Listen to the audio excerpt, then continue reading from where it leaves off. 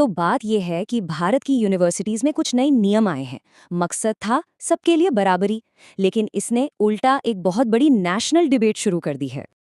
तो चलिए इस गुत्थी को सुलझाने की कोशिश करते हैं। देखिए, एक तरफ तो एक ऐसा कानून है जो स्टूडेंट्स को भेदभाव से बचाने का वादा करता है, और दूसरी तरफ ये डर भी है कि कहीं यही कानून समाज को और ज्यादा बांट न दे। तो आखिर इन नए नियमों में ऐसा है क्या जिस पर इतना बड़ा विवाद खड़ा हो गया है?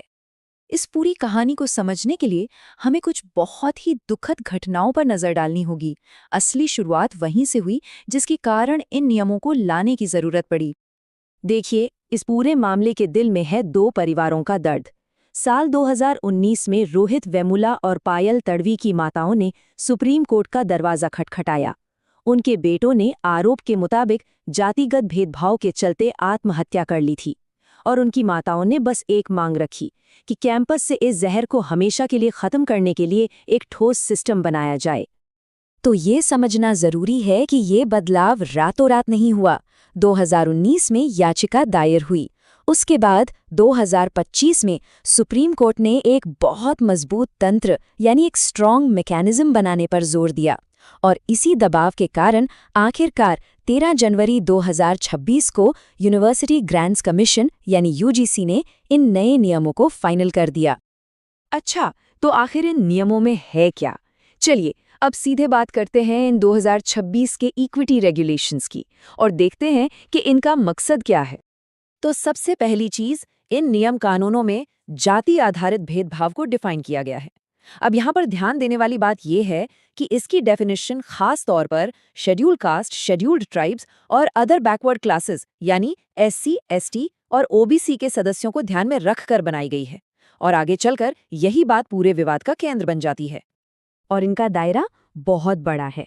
ये भारत के सभी हायर एजुकेशनल इंस्टीट्यूशंस पर लागू होते हैं, और इनमें सिर्फ स्टूडेंट्स ही नहीं बल्कि फैकल्टी, स्टाफ, मैनेजमेंट सभी आते हैं।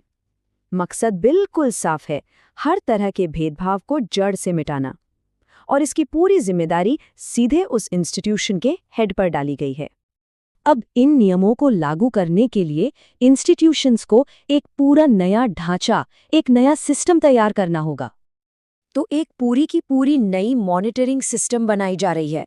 हर इंस्टीट्यूशन में एक इक्वल अपॉर्चुनिटी सेंटर होगा, फिर एक इक्विटी कमेटी होगी जो शिकायतों की जांच करेगी, और सबसे जरूरी बात, इस कमेटी में महिलाओं, ओबीसी, एससी, एसटी कम्युनिटी से लोगों का होना अनिवार्य है, यानी कंपल्सरी है। इसके अलावा कैंपस में नजर रखने के लिए एक इक्विटी स्क्वाड होगा। हर डिपार्टमेंट में इक्विटी एम्बेसडर्स होंगे, और हाँ, एक 24/7 हेल्पलाइन भी। और कंप्लेंट का जो प्रोसेस है वो भी बिल्कुल साफ है और टाइम बाउंड है। जैसे ही कोई शिकायत आती है, कमेटी को 24 घंटे के अंदर अंदर एक्शन लेना होगा, फिर 15 दिनों में जांच पूरी करनी होगी, और आखिर में इंस्टीट्यूशन के हेड को 7 दिन के भीतर अंतिम फैसला लेना होगा। देखा जाए तो कागज पर तो ये सिस्टम बहुत ही आदर्श लगता है, लेकिन यहीं पर एक बहुत बड़ी चिंता सामने आती है। ऑनलाइन डिस्कशंस में ये डर जाहिर किया जा रहा है कि इस प्रोसेस में आरोप लगना ही अपने आप में एक सजा बन जाता है। मतलब जांच का नतीजा आने से बहुत पहले ही किसी की रेप्यूटेशन और उसका एकेडमिक फ्यूचर सब दांव पर लग सकता है। चलिए अब इस विवाद के बिल्कुल केंद्र में चलते हैं, और इस बहस के दोनों पक्षों के तर्कों को बिल्कुल निष्पक्ष होकर समझने की कोशिश करते हैं। तो इस बहस के दो बिल्कुल अलग अलग पक्ष हैं।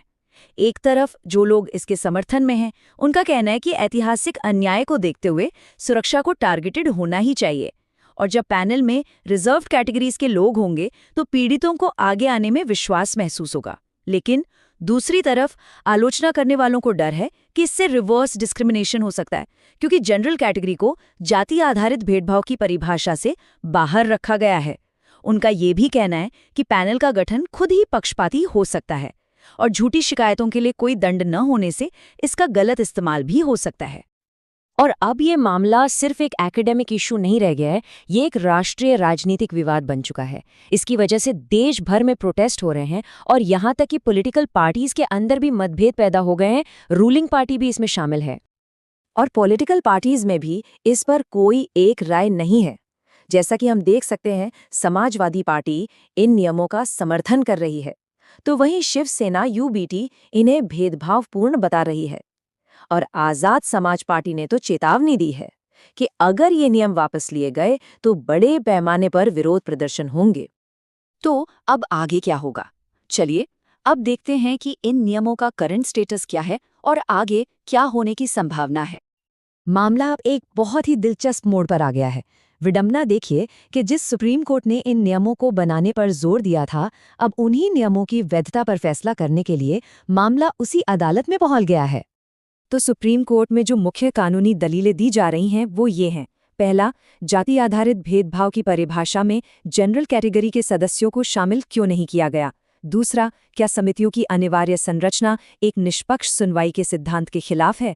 और तीसरा, क्या सभी स्टूडेंट्स की बराबर सुरक्षा के लिए इन प्रावधानों को जाति निरपेक्ष यानी कास्ट न्यूट्रल नहीं होना चाहिए। और ये सब हमें एक बहुत ही बुनियादी सवाल पर लाकर खड़ा कर देता है। कोई भी समाज ऐतिहासिक अन्याय को ठीक करने की जरूरत और हर एक व्यक्ति के निजी अधिकारों की रक्षा के सिद्धांत, इन दोनों के बीच संतुलन कैसे बनाए? इस सवाल का जवाब ही भारत के कैंपस का भविष्य तय करेगा।